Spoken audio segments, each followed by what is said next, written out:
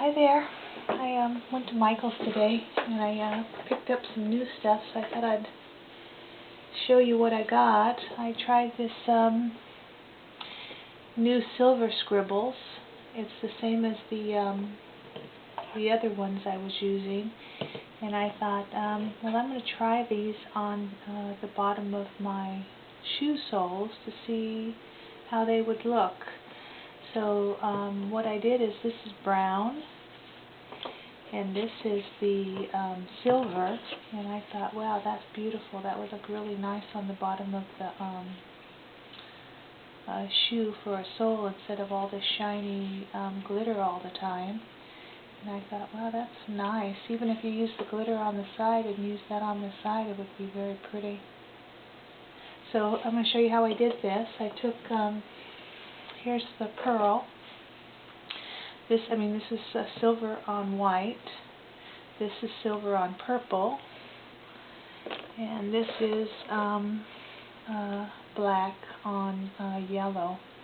And I ended up with a completely black sole. One thing though I'm going to show you is try not to get all these the paint in little daubs around the side, because you can't get them off once they're there without cutting them off, and then if you cut them off, you're going to go into the actual color of whatever you're putting this on. So if you don't put as much paint on this, it won't be as bad. But I thought the white one here would look really nice as a tennis shoe bottom. Of course, I'd do a better job spreading my paint around. I think also too, I think it would probably be better if you coat this with the plain paint, let it dry, and then come back in and do your texturizing. I think you'd get a much better finish to the bottom of your shoe. But I haven't tried that yet, so I'll show you how I got to this point. Doesn't matter what color you use. I'm going to go ahead and use a dark green, and this is just a piece of nylon netting, and this is what I'm going to use to texturize the bottom of the sole. So I'm going to take the silver again, and I'm going to put it on this green sole, and I'm just going to give it a little squiggle. Okay, so then I'm going to take my netting and I'm going to put the netting down, and then I'm just going to spread it around. And once you start spreading the silver around, it will hold the netting down.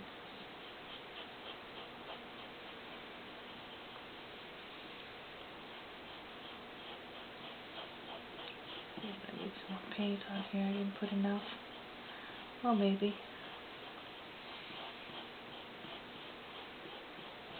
You probably don't want to do this directly on your table because it is permanent, so you probably want to put cardboard or something underneath, like I was using over here.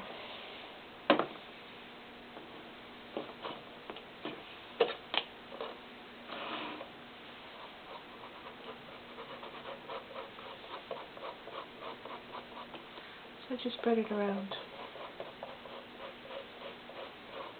Okay, you think it's got a nice finish, and I go in all directions to make sure that the paint's all covered up. Okay, and then you just lift it up and you get a texturized surface. Just throwing all my old ones in here.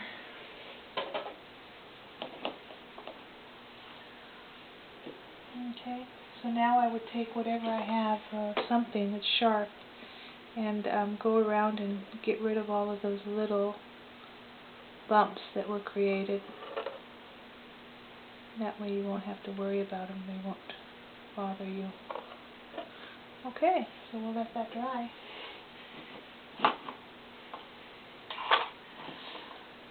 Okay, another thing I bought today was this. It's called Varnish Interior, Gloss Interior Varnish by Delta Ceramcoat. And I thought I'd use this instead of the Mod Podge, because that Mod Podge gives you a little bit of a sticky finish. And this one doesn't give you a sticky finish, but it has a real tendency to crack.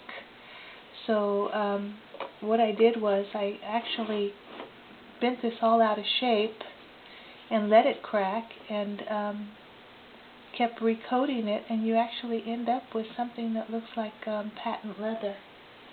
So it's like, without even meaning to, I think I've come up with something that's almost like fake leather. But I don't know how well it'll hold up, but it was interesting how it turned out. And then I made this shoe, and I coated the first coat with the Mod Podge because I didn't have this yet. And then I went and put some varnish on the top, and it actually cracked, and it looks like gator skin, almost. So I don't know, I mean, it feels real sturdy, but we'll see how it holds up. And on the bottom I didn't put a texture, I just, this is the same shoe as this one, only instead of having the layers I covered it up with 3/8 of an inch. 5 layers is exactly 3/8 of an inch for your, if you want to use the ribbon to cover. I'm making some more patterns. I haven't posted this one yet. I mean, I haven't got this up yet, but when I do, I'll let you know. So if you want to ask for it on the website, on my email, you can. And but this is my newest one, and basically what this is I'm just using a little heel piece, and I put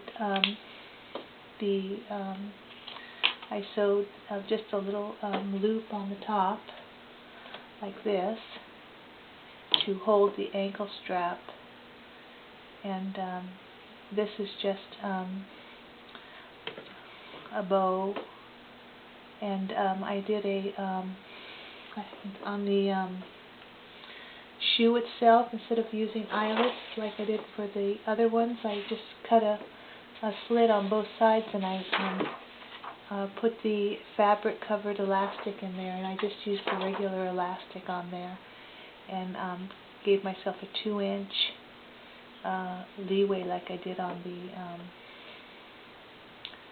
figure 8 straps. Same thing, only just with material instead of the elastic. And then I just looped a piece of Velcro covered for the ankle strap. And that's one of the shoes. I'm also going to make other patterns where it comes out further, and the elastic will go around the whole. Let me see, I've got one. This might still be a little wet. Here. So I could take like elastic and make, this is 5/8 of an inch ribbon, and this is the corded elastic that you can buy in any sewing store. This is round cord elastic, and basically all you do is you just put a zigzag strip as you're sewing it down, and that will give you, so you can use your regular ribbon without even having to use material, and you can use that as your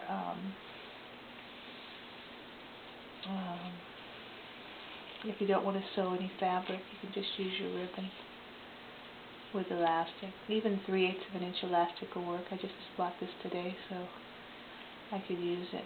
But anyway, that would be another option for like beach slippers or sandals. And this ribbon, it comes in all kinds of colors, but it seems that the 5/8 of an inch is probably the best bet to use on these, because you get a nice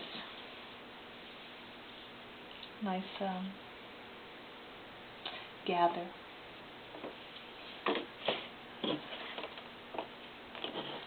Okay, anyway, where was I? I lost track of, okay, here. So what I did is I just used what is going to be my base. I made my piece, I doubled it, I top stitched it with my ribbon in the inside, and then I glued it a 1/4 of an inch on the bottom like I have with all the other shoes. But instead of putting my coverage on the bottom here, putting my next layer on here, I'm going to make this, and I'm going to turn it this way. so I don't have to try and cut out and to make that next layer lay flat, because there won't be anything there to worry about. It'll just lay flat. I'll just glue these two together with my regular glue. And if you have any spaces in here, you can just put a dab of glue there and put it down. So then this would be layer 2 instead of layer 1, because now you're going to take whatever one you're working with in the middle and you're going to cover it like that. And that will be layer 1, layer 2, layer 3. So you just have to remember that when you're gluing on these heel pieces, that you're actually gluing onto layer number 2, because it doesn't really matter if that thing doesn't lay flat like on here, because you're never going to be able to tell, because you can see exactly where I got that. It looks like a little heel indent, and that's because when I glued it I pushed it down and it gave me a little like I would on this one. If I did that now and I pushed, that gets that heel indentation. But it's basically the same method I used on this. And then I did my 5 layers, and then I just covered it with whatever ribbon I wanted to use. In this case I used this pink, and I just glued it all the way around. And this is regular 3/8 of an inch. Like I said, it'll fit on all your 3/8 of an inch. But there's all kinds of different options you could do with this technique. And but anyway, I'll show you some of them when I get to them. But like I said, I'll have this ready if you want to ask for it in a few days, a couple days. I'm just going to do a toe piece, so I'm going to make like with this heel piece, I'm going to do the same thing and make a toe piece. And I'll probably just put I don't know, I was thinking about just having like I bought some more elastic straps today too I bought these today at Walmart. Oh, here it is. And I was thinking that I could make this as an ankle strap, where you can just put it on the doll's foot and not even have to worry about using Velcro, because you can just slip the shoe on with the elastic. So I don't know, I'll see how that works out and let you know. But anyway, that's my latest shoe, and some of the things I bought and some of the sole options. This would be real cute, like I said, for tennis shoes. And this comes in every color. You can, you can get this scribbles in every color too. They have the fluorescence, the iridescence, and they also have the glitters, and they have just the plain colors. So you have a lot of options with this fabric paint, and regular paint too would probably work the same.